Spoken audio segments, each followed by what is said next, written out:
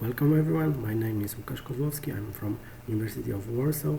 Today I will tell you about Isoelectric Point Calculator, a tool which I recently updated. So, Isoelectric Point is a pH in which you have equilibrium of the charges, so the same number of the negative and positive charges on the surface. And when you think about proteins, you should always remember that the charge of the molecule will be different depending on the pH of the environment.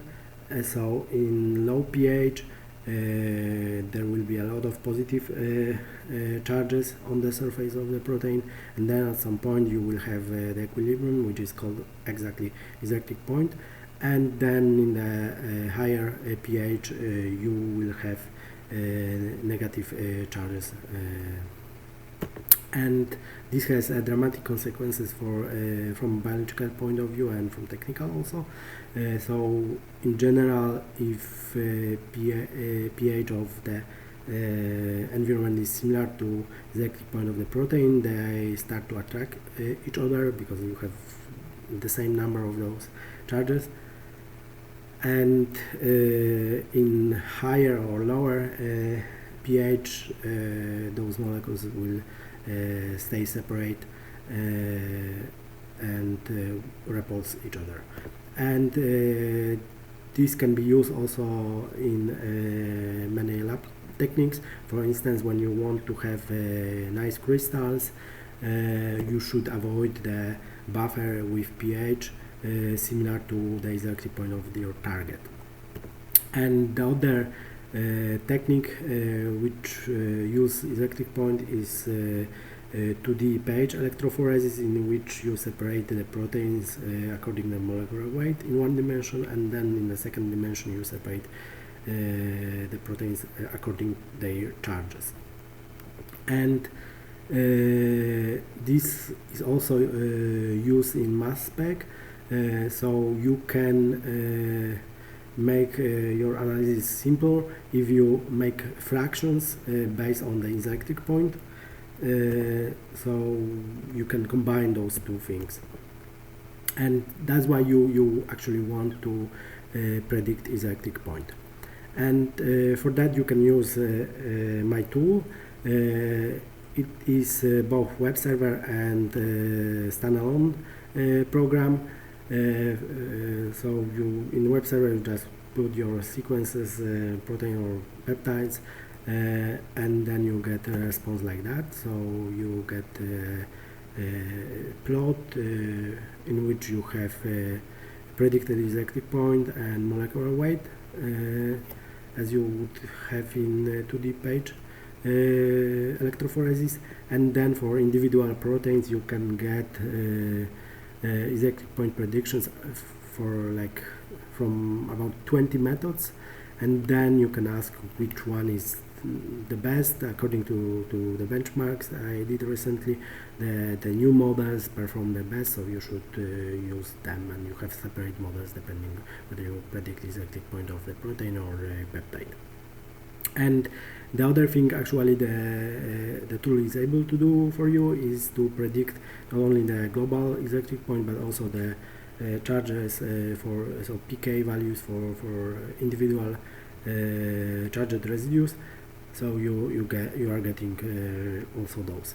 And the easiest way how you can calculate the isoelectric point is to use Henderson-Hasselbalch equation, in which you take into account the number of the charged residues and the charges on the terminus of the molecule, and then you use very simple formulas in which you take into account also so-called pK value, which has been measured for different charged residues experimentally. So you have in different setups you have slightly different pK values. And then what I did in 2016, I ran optimization algorithm against the known data sets in which isoelectric point was measured for whole proteins or peptides, and in order to obtain optimized pK values, which should give you the best answer. And I will spare you the details. Practically, this is very simple optimization algorithm, and even though it gave very nice results back then, but today we have a new version of it. So the old one was able to only to predict isoelectric point. Now we are able to predict both isoelectric point and pK values. In order to do so, we have separate models, and the last one was simple optimization models. And right now we are using a bunch of machine learning, more advanced machine learning models, including deep learning. And in practice, this is how it is done. So we have separate models for proteins and peptides. So depending whether the input is a protein or peptide, you will get you will run different model, and then for individual pKs, you also have separate models which use k-mers surrounding the charged residue. And let's look how the peptide model looks like. So you have a sequence as an input plus additional features from a index or the predictions from other methods. Everything is combined into input and then sent to this model, which has convolution and pooling layers and so on, and at the end you get the predictions. And the details you can check in the supplementary material of this article, and the results looks like that. So for proteins, we have two new models which gives slightly better results. Then we have also a peptide model which also gave nice results in comparison to the old methods. And we have also a separate benchmark against different pK values.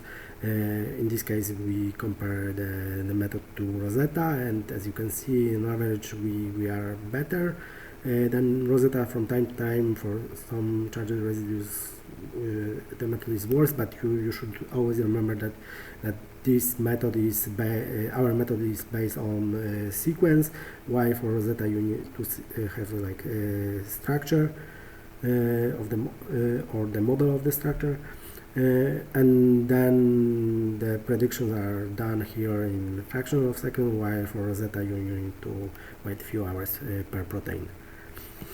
And that's all. If you have any questions, I'm happy to answer it.